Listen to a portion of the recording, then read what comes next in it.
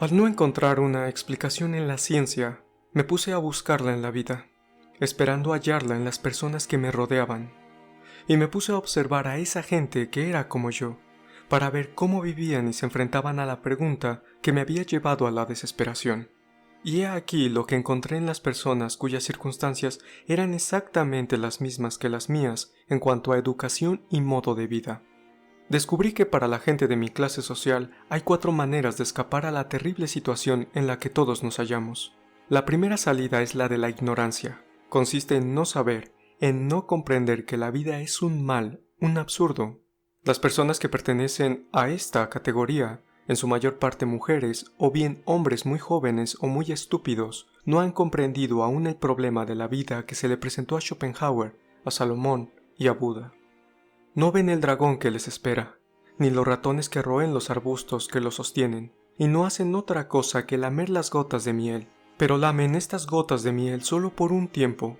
Algo atraerá su atención hacia el dragón y los ratones, y sus lamidos cesarán. No tengo nada que aprender de esta gente, puesto que uno no puede dejar de saber lo que ya sabe. La segunda salida es el epicureísmo. Consiste en aprovechar los bienes que se nos ofrecen pese a conocer la desesperanza de la vida, no mirar el dragón ni los ratones, sino lamer la miel de la mejor manera posible, especialmente si hay mucha sobre el arbusto. Salomón expresa esta idea así: por tanto, celebro la alegría, pues no hay para el hombre nada mejor en esta vida que comer, beber y divertirse, pues solo eso le queda de tanto afanarse en esta vida que Dios le ha dado. Anda, come tu pan con alegría, bebe tu vino con alegre corazón. Goza de la vida con la mujer amada, todos los días de tu vida vanidosa, en todos tus días vanidosos, puesto que esa es tu suerte en la vida y en el trabajo en el que te afanas debajo del sol. Y todo lo que te venga a la mano, hazlo con todo empeño, porque en el sepulcro a donde te diriges no hay trabajo, ni reflexiones, ni conocimiento ni sabiduría.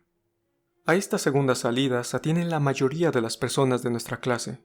Las condiciones en las que se encuentran hacen que tengan más cosas buenas que malas. Su embotamiento moral les permite olvidar que las ventajas de su situación son accidentales, que no todos pueden tener 1000 mujeres y palacios como Salomón, que por cada hombre que tiene 1000 mujeres hay 1000 hombres sin mujer, y que por cada palacio hay 1000 hombres que lo construyen con el sudor de su frente, y que esa misma casualidad que hoy me ha hecho ser Salomón puede hacerme mañana esclavo de Salomón. La estupidez de la imaginación de estas personas les permite olvidar lo que no daba sosiego a Buda, la inevitabilidad de la enfermedad, de la vejez y de la muerte, que si no hoy, mañana, destruirán todos estos placeres. El hecho de que algunas de estas personas afirmen que la estupidez de pensamiento y de imaginación es filosofía positiva, a mi parecer, no los distingue de aquellos que lamen la miel sin ver el problema. Yo no puedo imitar a esta gente, puesto que no tengo falta de imaginación y no puedo fingir que la tengo. No puedo, como cualquier hombre que vive auténticamente, apartar los ojos de los ratones y del dragón después de haberlos visto una vez. La tercera salida es la de la fuerza y la energía. Consiste en destruir la vida después de comprender que esta es un mal y una absurdidad. Solo actúan así las escasas personas que son fuertes y consecuentes, comprendiendo toda la estupidez de la broma que les han gastado y que el bien de los muertos es superior al bien de los vivos y que es mejor no existir.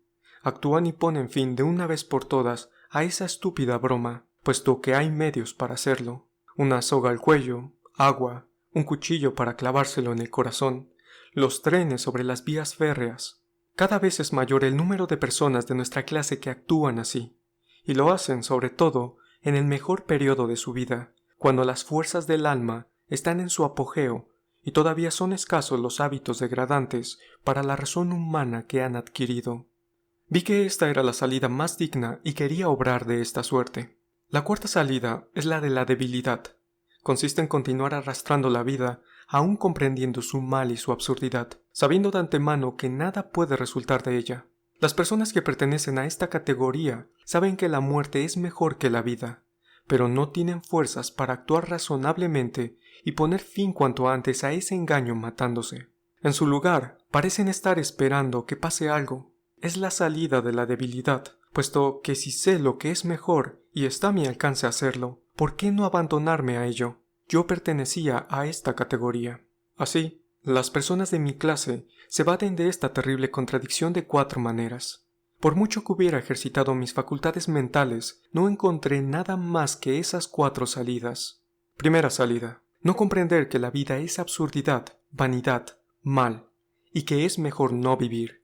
No podía dejar de saber esto, y una vez descubierta la verdad, no podía cerrar los ojos. Segunda salida: aprovechar la vida tal como es, sin pensar en el futuro. Y yo no podía hacer esto. Al igual que Sakyamuni, no podía encontrar placer en la vida sabiendo que existían la vejez, el sufrimiento y la muerte. Mi imaginación era demasiado fértil. Además, no podía alegrarme por estas ocasiones fugaces que momentáneamente traían placer a mi existencia. Tercera salida: tras comprender que la vida es un mal y una absurdidad, poner fin a la vida. Matarse. Lo había comprendido, pero por alguna razón todavía no me había matado. Cuarta salida: vivir como Salomón y Schopenhauer habían descrito. Esto es, continuar viviendo, lavándose, vistiéndose, comiendo, hablando e incluso escribiendo y publicando libros, aún sabiendo que la vida es una broma estúpida que alguien nos ha gastado. Esa posición era para mí repulsiva, tormentosa, pero seguía en esa situación.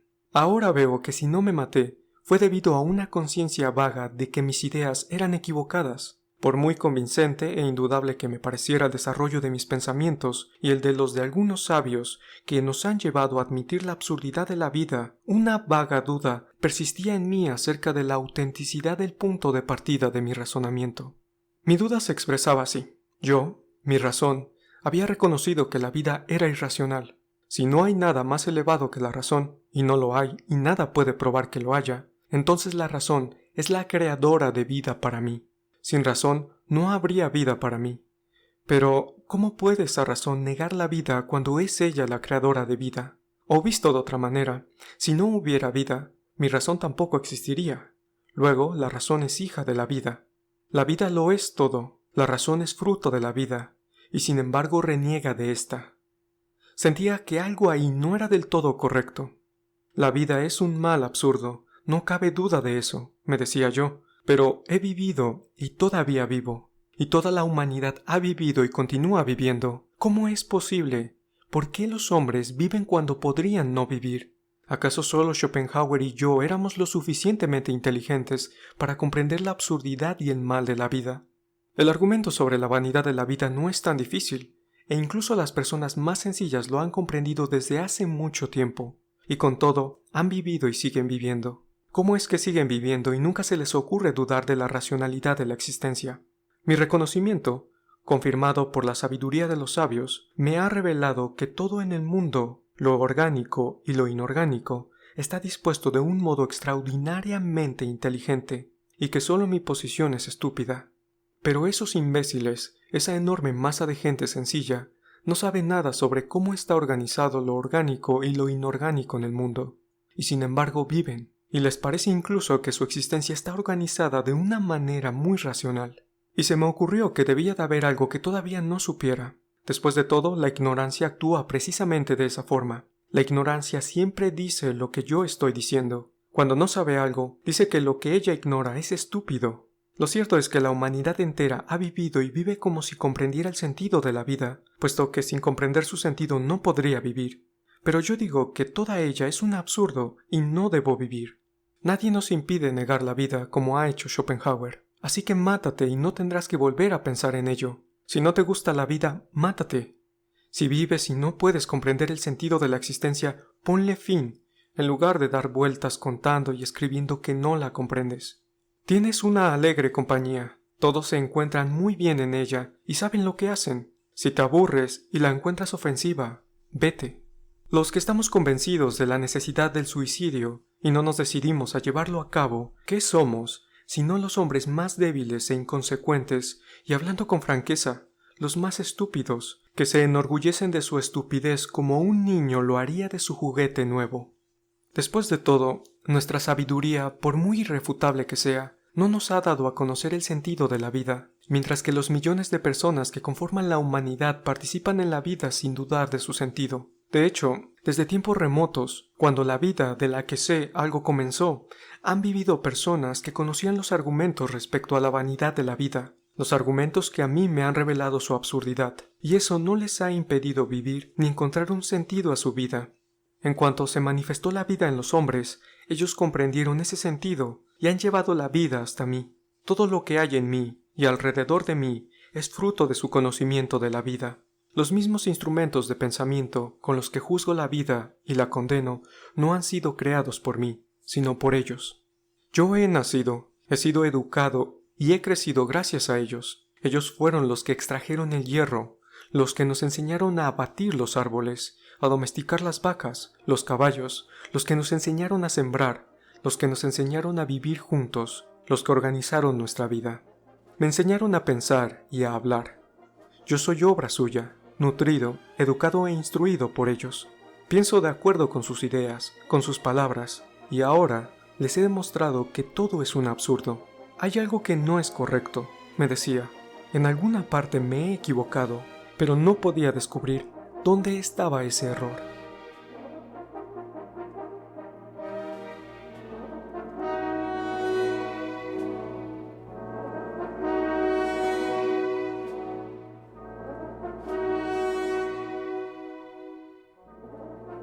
Entonces era incapaz de formular todas estas dudas, que ahora estoy en disposición de expresar de una forma más o menos coherente.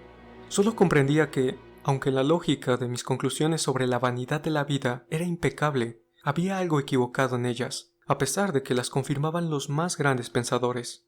¿Era en el razonamiento mismo o en la manera de plantear la cuestión?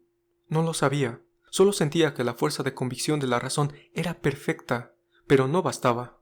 Ninguno de estos argumentos logró persuadirme para que hiciera lo que resultaba de mis razonamientos, es decir, matarme. Estaría faltando a la verdad si afirmase que fue por medio de la razón que había conseguido llegar a este punto sin matarme. Mi razón trabajaba, pero algo más trabajaba que no puedo llamar de otro modo que conciencia de la vida. Obraba en mí también otra fuerza que me obligaba a prestar atención en una cosa en lugar de la otra, y fue esta la que me sacó de mi situación desesperada y guió mi razón en una dirección completamente diferente. Esa fuerza me obligó a considerar que yo y cientos de personas de mi clase no conformábamos toda la humanidad y que yo todavía no conocía lo que era la vida para la humanidad. Mientras miraba al restringido círculo de los hombres de mi generación, solo veía personas que no habían comprendido el problema, personas que lo habían comprendido pero lo agaban en la borrachera de la vida, personas que lo habían comprendido y habían puesto fin a sus vidas, o bien personas que lo habían comprendido pero, por debilidad, continuaban llevando una existencia desesperada. Y mi mirada no iba más allá. Me parecía que ese restringido círculo de científicos, ricos y ociosos, al cual yo pertenecía, comprendía toda la humanidad, y que los miles de millones de hombres que habían vivido y que aún vivían fuera de ese círculo eran animales, no personas. Por extraño e increíblemente comprensible que ahora me parezca el hecho de que, razonando sobre la vida, pudiera no fijarme en la vida de la humanidad que me rodeaba, que pudiera engañarme ridículamente hasta el punto de pensar que mi vida, la de los Salomón y los Schopenhauer, era la vida auténtica, la normal, mientras que la vida de miles de millones de hombres no era digna de consideración. Por muy extraño que ahora me parezca, veo que así fue. En el error originado por el orgullo de mi inteligencia, me parecía indudable que Salomón, Schopenhauer y yo planteábamos la cuestión de una manera tan exacta y verdadera que no podía ser de otro modo. Tan indudable me parecía que todos esos miles de millones de hombres pertenecían a la categoría de aquellos que nunca habían penetrado la profundidad de la cuestión, que, buscando el sentido de mi vida, ni siquiera una vez se me ocurrió pensar, pero ¿qué sentido dan y han dado a sus vidas todos los miles de millones de seres que han vivido y viven en este mundo? Durante mucho tiempo viví en esa locura que, si no en palabras sí en hechos, es especialmente marcada entre los hombres más liberales e instruidos. No sé si fue debido a un extraño amor instintivo que tengo por el pueblo trabajador que me ha obligado a comprenderlo y a ver que no son tan estúpidos como nos figuramos, o bien si fue mi sincera convicción de que no sé nada mejor que hacer que ahorcarme, pero me di cuenta de que, si quería vivir y comprender el sentido de la existencia, era preciso buscarlo, no entre los hombres que lo han perdido y quieren matarse, sino entre esos miles de millones de personas que han vivido y viven todavía, que crean la vida y llevan sobre sí el peso de su existencia y de la nuestra. Consideré a la enorme masa de gente sencilla, analfabeta y pobre que ha vivido y vive todavía, y vi algo totalmente diferente. Vi que ninguno de esos miles de millones de hombres, ninguno, salvo raras excepciones, pertenecía a mi categoría. No podía considerarlos como personas que no comprendían la cuestión, puesto que la planteaban y la resolvían con extraordinaria claridad. Tampoco podía considerarlos epicúreos, puesto que sus vidas se conformaban más de privaciones y sufrimientos que de placeres. Y mucho menos podía conceptuarlos como personas que llevan una vida absurda, irracional, puesto que eran capaces de explicar cada acto de su vida, incluso la misma muerte, y consideran el suicidio como el más grande de los males. Resultaba que toda la humanidad tenía un conocimiento del sentido de la vida que yo había pasado por alto y menospreciaba. De esto se deducía que el conocimiento racional no solo no saca a la luz el sentido de la vida, sino que excluye la vida, mientras que el sentido que millones de personas dan a la existencia está basado en cierto conocimiento que es menospreciado y considerado falso. El conocimiento racional, como lo presentan los científicos y los sabios, niega el sentido de la vida, mientras que la enorme masa de la gente, toda la humanidad, reconoce ese sentido mediante un conocimiento irracional. Y ese conocimiento irracional es la fe, la misma que yo no había podido aceptar. Ese Dios, que es uno y trino, la creación en 7 días, los demonios y los ángeles, y todo aquello que yo no podía aceptar sin volverme loco. Mi posición era terrible. Sabía que no encontraría nada por la vía del conocimiento racional, salvo la negación de la vida, mientras que en la fe no encontraría nada salvo la negación de la razón, que era aún menos plausible que la negación de la vida. De acuerdo con el conocimiento racional, la existencia es un mal, y las personas lo saben. De ellas depende no vivir, y aún así han vivido, viven, y yo mismo vivo, aunque hace tiempo que sé que la vida no tiene sentido y es un mal. De acuerdo con la fe, para comprender el sentido de la vida debía renunciar a la razón, la misma para la cual es necesario el sentido.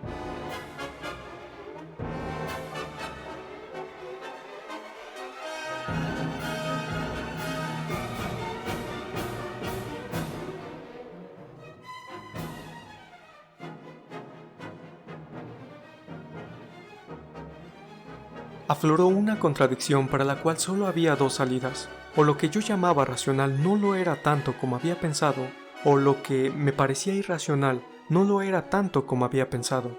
Y comencé a revisar el desarrollo de los argumentos que derivaban de mi conocimiento racional. Al hacerlo, encontré aquel argumento completamente correcto. La conclusión de que la vida es nada era inevitable, pero detecté un error. Este consistía en que mi razonamiento no se correspondía con la cuestión que me había planteado, y que era, ¿por qué vivo? O bien, ¿habrá algo que perdurará y no será aniquilado de mi vida ilusoria y efímera? O bien, ¿qué sentido tiene mi vida finita en este universo infinito? Y para solucionar este problema, me puse a estudiar la vida. Evidentemente, la solución a todas las cuestiones posibles de la vida no podían satisfacerme, porque mi pregunta, por muy sencilla que pareciera a primera vista, implicaba una exigencia de explicar lo finito por medio de lo infinito, y lo infinito por medio de lo finito.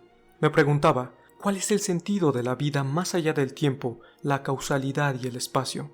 Y sin embargo respondía a la pregunta, ¿cuál es el sentido de mi vida dentro del tiempo, la causalidad, el espacio? Después de enfrascarme en un arduo trabajo mental, solo pude responder, ninguno. En mis razonamientos estaba constantemente comparando, y no podía hacerlo de otra manera, lo finito con lo finito, y lo infinito con lo infinito, motivo por el cual siempre llegaba a la única conclusión a la que podía llegar. La fuerza es fuerza, la materia es materia, la voluntad es voluntad, el infinito es infinito, la nada es nada, y no podía ir más allá de esto. Es algo parecido a lo que pasa en las matemáticas cuando, creyendo resolver una ecuación, todo lo que obtenemos es una identidad. El método de deducción es correcto, pero el único resultado que se obtiene es que A es igual a A, o que X es igual a X, o que 0 es igual a 0. Lo mismo ocurría con mi razonamiento respecto a la cuestión del sentido de mi vida. Las respuestas que todas las ciencias dan a esta cuestión son solo identidades. Y en realidad el conocimiento estrictamente racional como el de Descartes comienza con la duda absoluta. Rechaza todo conocimiento fundado en la fe y reconstruye todo de nuevo de acuerdo con las leyes de la razón y la experiencia. y no puede dar otra respuesta a la cuestión de la vida que la que yo había obtenido, una respuesta indefinida. Solo al principio me pareció que el conocimiento daba una solución positiva, la de Schopenhauer. La vida no tiene sentido, la vida es un mal. Pero, después de haber examinado el asunto, comprendí que no era una solución positiva y que solo mis sentidos la habían considerado así. La respuesta rigurosamente expresada, tal como la formularon los brahmanes, Salomón y Schopenhauer, es solo una solución vaga o una identidad, 0 igual a 0. La vida que se me presenta a mí como nada, es nada. Así que el conocimiento filosófico no niega nada, solo responde que no puede resolver esa cuestión y que desde su punto de vista cualquier solución seguirá siendo indefinida. Habiendo comprendido esto, me di cuenta de que no podía buscar una respuesta a mi cuestión en el conocimiento racional, y que la solución dada por el conocimiento racional no era más que una indicación de que la respuesta solo puede obtenerse formulando el problema de otra manera. Es decir, solo cuando se introduzca la relación entre lo finito y lo infinito en el razonamiento. También me di cuenta de que las respuestas dadas por la fe, por muy irracionales y distorsionadas que fueran, tenían la ventaja de introducir la relación entre lo finito y lo infinito, sin la cual no puede haber solución. Sea cual sea la manera en que planteo la pregunta de cómo debo vivir, la respuesta es, conforme a la ley de Dios. ¿Cuál será el resultado auténtico de mi vida? ¿El tormento eterno o la felicidad eterna? ¿Cuál es el sentido que no destruye la muerte? La unión con el Dios infinito, el paraíso. Así, fui conducido de un modo inevitable a reconocer que toda la humanidad posee, además de conocimiento racional, que antes me parecía el único conocimiento posible, otro conocimiento de tipo irracional, la fe, que nos da la posibilidad de vivir. La fe seguía siendo para mí tan irracional como antes, pero no podía dejar de reconocer que solo ella proporcionaba a la humanidad respuestas a la cuestión de la vida, y por consiguiente nos da la posibilidad de vivir. El conocimiento racional me llevó a la conclusión de que la vida era absurda. La mía se detuvo y quise quitármela. Considerando a las personas que me rodeaban, a toda la humanidad, vi que vivían y que afirmaban que conocían el sentido de la vida. Luego recapacité, puesto que yo vivía, conocía el sentido de la vida. Como a los demás, también a mí la fe me ofrecía el sentido de la vida y la posibilidad de vivir. Tras examinar a las personas de otros países, a mis contemporáneos y a los que habían vivido antes, observé una misma cosa. Donde hay vida, hay fe. Desde el origen de la humanidad, la fe nos ha dado la posibilidad de vivir, y los rasgos principales de la fe están en todas partes y son siempre los mismos. Sean cuales sean las respuestas que una fe u otra ofrecen al hombre, todas coinciden en dar un sentido infinito a la existencia finita del hombre. Un sentido que ni los sufrimientos, ni las privaciones, ni la muerte pueden destruir. Por tanto, solo en la fe podemos hallar el sentido de la vida y la posibilidad de vivir. Y comprendí que el significado más esencial de la fe no era solo la manifestación de las cosas invisibles, etc. No era la revelación. Esta no era más que la descripción de uno de los signos de la fe. No era solo la relación del hombre con Dios. Es preciso determinar primero la fe y luego a Dios, y no a la inversa. No era solo la conformidad con lo que a uno se le ha dicho, aunque esto es lo que se suele entender por fe. La fe es el conocimiento del sentido de la vida humana, gracias al cual el hombre no se aniquila, sino que vive. La fe es la fuerza de la vida. Si un hombre vive, es porque cree en algo. Si no creyera que debe vivir por algo, no viviría. Si no ve ni comprende el carácter ilusorio de lo finito, cree en lo finito. Si comprende el carácter ilusorio de lo finito, es preciso que crea en lo infinito. Sin fe, es imposible vivir. Recordé el desarrollo de mi trabajo interno y me horroricé. Ahora estaba claro para mí que para que un hombre pudiera vivir, debía, o bien no ver lo infinito, o bien tener una explicación del sentido de la vida que le permitiera identificar lo finito con lo infinito. Yo conocía esa explicación, pero no la necesitaba porque creía en lo finito, y la vi como contrapuesta a mi razón. Y a la luz de la razón mi explicación anterior se disipó como el humo. Llegó el momento en que dejé de creer en lo finito, y me puse a edificar sobre los cimientos de la razón con todo lo que sabía, una explicación que me diera el sentido de la vida, pero no pude construir nada firme. Junto a las mentes más brillantes que la humanidad había producido, llegué a la conclusión de que 0 es igual a 0, y me sorprendí enormemente de obtener esa solución, y de descubrir que no podía haber ninguna otra. ¿Qué hacía yo cuando buscaba una respuesta en las ciencias empíricas? Quería saber por qué vivía, y para ello estudiaba todo lo que estaba fuera de mi alcance. Estaba claro que podía aprender muchas cosas, pero no lo que necesitaba. ¿Qué hacía cuando buscaba una respuesta en el campo de la filosofía? Estudiaba las ideas de aquellos que se encontraban en la misma situación que yo y que no habían hallado respuesta a la pregunta ¿por qué vivo? Está claro que no podía aprender nada a excepción de lo que ya sabía, que es imposible saber algo. ¿Qué soy yo? Una parte del infinito. Es precisamente en esas pocas palabras donde reside todo el problema. Es posible que el hombre no se haya planteado esta cuestión hasta este momento. Es posible que nadie antes que yo haya hecho esta pregunta. Una pregunta tan sencilla que brota de los labios de cualquier niño inteligente. No, esta cuestión se ha formulado desde que el hombre existe. Desde el principio, el hombre ha entendido que resolver la cuestión igualando lo finito a lo finito es tan insatisfactorio como igualar lo infinito a lo infinito. Desde el principio, el hombre ha buscado articular la relación entre lo finito y lo infinito. Sometemos al análisis lógico todos los conceptos que identifican lo finito con lo infinito, y a través de los cuales obtenemos el sentido de la vida y los conceptos de Dios, de la libertad y del bien. Pero estos conceptos no resisten a la crítica de la razón. Si no fuera tan espantoso, sería divertido ver el orgullo y la complacencia con que nosotros, cual niños, desmontamos el reloj, sacamos la espiral y hacemos de ella un juguete, y luego nos sorprendemos de que el reloj deje de funcionar. Es necesario y valioso contar con una solución para la contradicción entre lo finito y lo infinito, una respuesta a la cuestión de la vida que haga posible vivir. Y la única solución que hallamos siempre, en todas partes y en todos los pueblos, es la que nos ha sido transmitida desde un pasado en que la vida humana se pierde para nosotros. Es una solución tan difícil que somos incapaces de hacer nada parecido.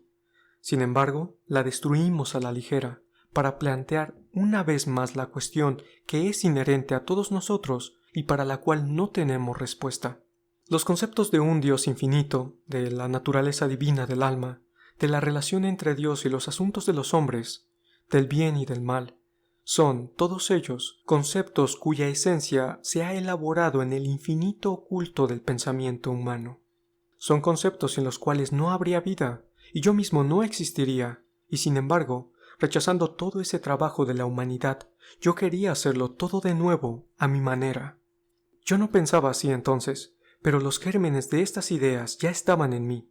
Comprendía, 1, que mi situación, la de Schopenhauer y Salomón, era estúpida, a pesar de nuestra sabiduría. Considerábamos que la vida es un mal, y a pesar de eso vivíamos. Eso era claramente estúpido porque si la vida es absurda y amo tanto la razón, es preciso que destruya la vida, y eso nadie lo negará. 2. Que todos nuestros razonamientos giraban en un círculo vicioso, como una rueda que no se engancha a un carruaje. Por mucho y muy bien que liberásemos, no obtendríamos una respuesta. Siempre resultaría que 0 es igual a 0, y nuestro método, por tanto, era probablemente equivocado. Y 3. Que en las respuestas dadas por la fe yacía una profunda sabiduría humana, y que yo no tenía derecho a negarlas fundándome en la razón, y sobre todo, que sólo esas respuestas contestaban a la cuestión de la vida.